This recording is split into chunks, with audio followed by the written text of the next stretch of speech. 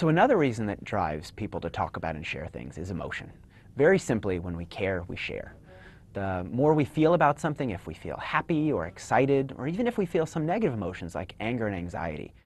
There's too much content online to read all the articles in the New York Times or watch all the videos on YouTube. And so one shortcut we use is well, what did other people like, right? If other people found something worth sharing, it's probably worth us checking out too. So most people, rather than scanning the Times, for example, they look for the most emailed list as a way to figure out what content they should look at. But why then do some articles make that list rather than others? What makes certain content more likely to be shared? And so a couple years ago I got interested in this question. This was a little bit before most emailed lists were a big thing.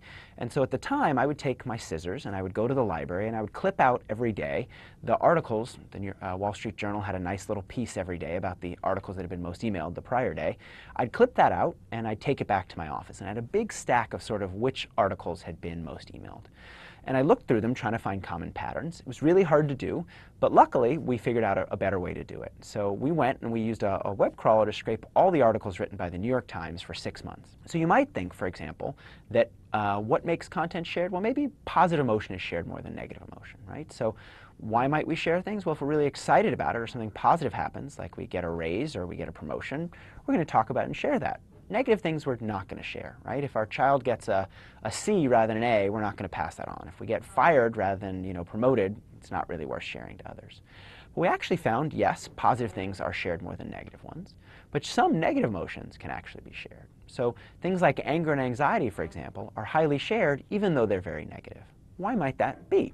And so what we found is the answer is not just about positive or negative. We share positive things and we avoid sharing negative ones, but it's really about the arousal or activation that emotion evokes. If we think about anger versus sadness, for example, or on the positive side, things like excitement or amusement drive people to talk and share. They activate people, they activate them to take an action, and one of those actions is sharing. One story that really helps us see how emotion works is a story that happened to me a couple of years ago. So I'm an avid cyclist. I was biking one winter through Philadelphia when I noticed a dog running around part of the park. And then I noticed that the dog was actually by itself. So I pulled my bike over thinking I would pick up my cell phone and call the number on its tag and help it find its owner. But unfortunately, when I went over to the dog, it was a really happy dog, jumping up, panting, licking my hands. The dog didn't have a collar on it. And actually, when I looked more closely, the dog had sores on its body. It had basically been abandoned. Someone had left this dog in the park to fend for itself.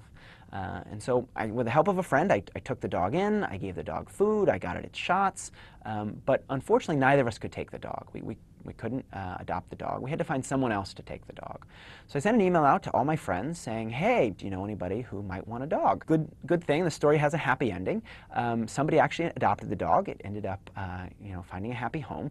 But it wasn't anyone I sent the email to, and it wasn't anyone I sent the email to who sent it to. It was actually a third degree of separation. Someone sent the email to someone else who sent it to someone else who eventually adopted the dog. Now, that's a great story. This dog got adopted. But think about if the same thing would have happened if I was getting rid of a couch. So if I sent an email out that said, hey, free couch, here, come and get it, right? If you think about it, the dog story got shared more because it has much more emotion. We care about that dog. We feel for the dog. We want it to get a new home. We want it to get adopted. And so because of that, because we care, we share that information. We pass it on.